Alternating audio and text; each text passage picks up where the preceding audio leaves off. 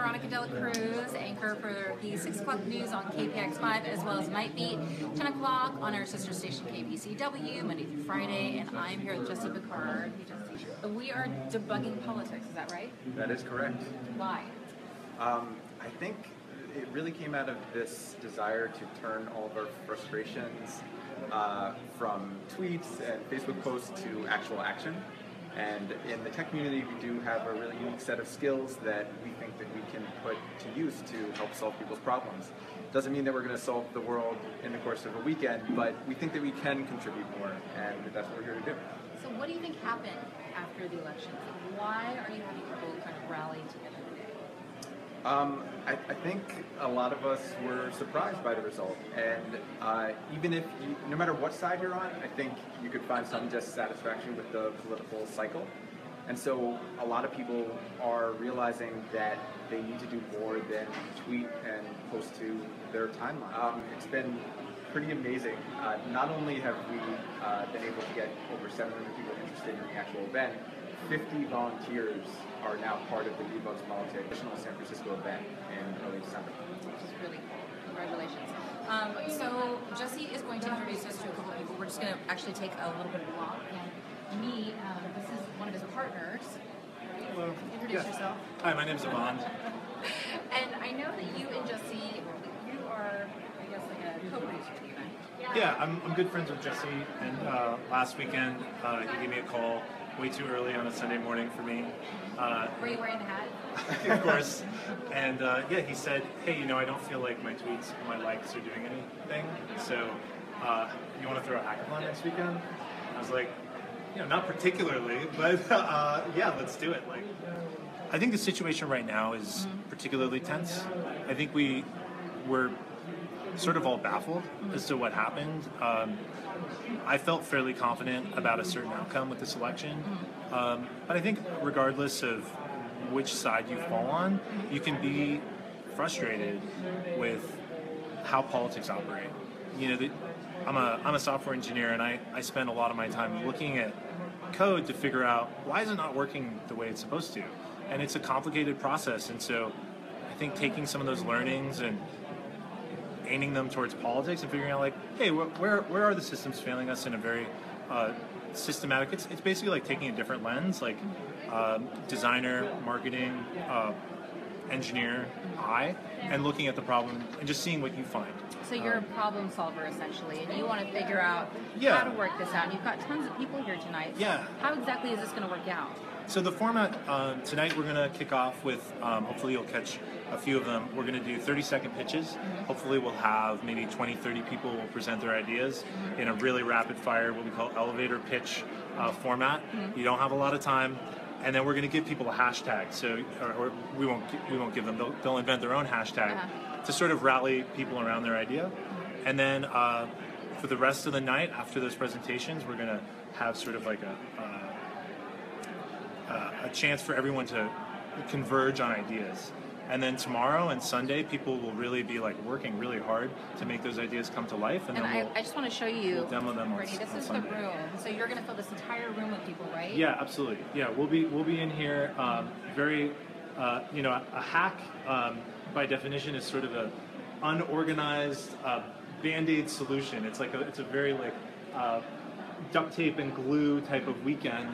You don't have a lot of time to do things, quote unquote, right? So you just have to get them together and scrap it together. So we'll be here and it's going to be the next 48 hours. So are people going to be sleeping here? No sleeping. We're going to send people home at some point, but you can expect this place to be pretty crowded tomorrow and Sunday. All right, well, let's go ahead and meet a couple folks. Yeah.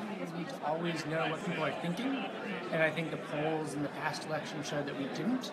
And so there's a lot of work to be done in understanding what people are thinking, what you're thinking, what you're thinking. What are you looking for? Are you looking for more transparency? Are you looking to get rid of all the fake news that was out there? What is your goal? I'm looking to work with companies that people are already answering these questions and getting them to share their information so that we can create one source of understanding of what people are thinking so that everyone can use it rather than being siloed in these expensive data stores. Did you think that there were any problems with the way a lot of the information was disseminated through the course of the election cycle? Well, I think I live in a bubble inside of a bubble, and so I think Which would be San Francisco, or in just San more the tech Francisco industry? and in the YIMBY movement inside of San Francisco. Okay. And so I thought the election was going to go a different way. But I think that before these results come in, we should be able to ask people, like in Wyoming, what do you think? Why do you vote? Why are you voting for Trump? Oh, you also share these beliefs with me. How do we reconcile these things before these elections come in and we're locked in for another 4 years? We had 24 local ballot measures, and then there were the 17 statewide California measures. That's too much for almost anybody to sit down and research on their own. And I mean, we saw that. If you look at the San Francisco Department of Elections results, a lot of these ballot measures, people didn't vote. You know, they voted for the president, they voted maybe for senator, for U.S. Congress. They didn't necessarily vote on Proposition X, on Proposition A. They didn't have a chance to learn about it. Probably Proposition 64, I think. a few folks heard about that one, for sure. But yeah, I mean, you know, the idea behind We Vote is to really give folks a direct line to not just necessarily what their closest friends are thinking, but maybe relatives who have a slightly different opinion, or they can see, oh, I'm not a Republican, but I see now how the Republican Party views this particular issue, and it gives me a more well-rounded view to be able to form my own opinions. Something like what Will was just talking about, like more communication from both sides. Exactly. So Ethan, Yes. So good luck to you. What are you hoping to accomplish over the next 48 hours? I think the biggest thing I want to accomplish is And what do you do, first of all, so we know? what do I in my everyday life? Yes. I sell. What are you doing right now? You're like right hanging now. out at this hackathon. That's kind of cool. I run an art company called Vanga where we make it easy to discover a really cool emerging. You know, when I think of like doing something, it's like whether that's like volunteering or helping getting more involved with like policy and so I think. For me personally, like hackathons are great ways to just like spark ideas and get them going. I think so many people have ideas and we really struggle with like that first step. And so hackathon, you're here for 48 hours. It's like you bring a team together and you go. So that's why I'm here, because I think it's a great way to get ideas started. And I'm here to help someone. I feel totally motivated. And I felt like after the election, there was a lot of people who wanted to voice their concerns on Facebook, but there was a lot of talking, and there wasn't really an outlet for us to produce a space called 500 Startups, and they're putting on a hackathon this weekend. It is called Debug Politics, and they're trying to do something about the political process in America. And a lot of people here were dissatisfied with the election results, and that's why they're all coming out tonight. Can you give people your information just in case they want to get in touch with you? Or, Sure. So where can people get in touch with you? So on Twitter, we are at Debug Politics. You can also reach us by email at hello@debugpolitics.com.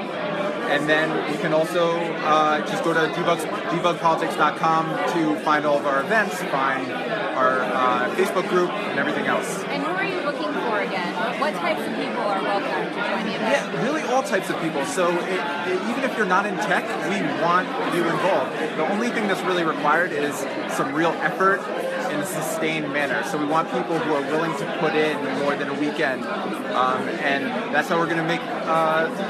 How long do you see this process kind of unfolding? Because I know it's the next 48 hours, but do you plan on meeting again after Yeah, this, absolutely. or? So this is about having a series of hackathons, and then we also are going to encourage teams with ideas that are taking off to continue the effort. And we're going to provide them with resources that will help them build out their idea further. Okay, awesome.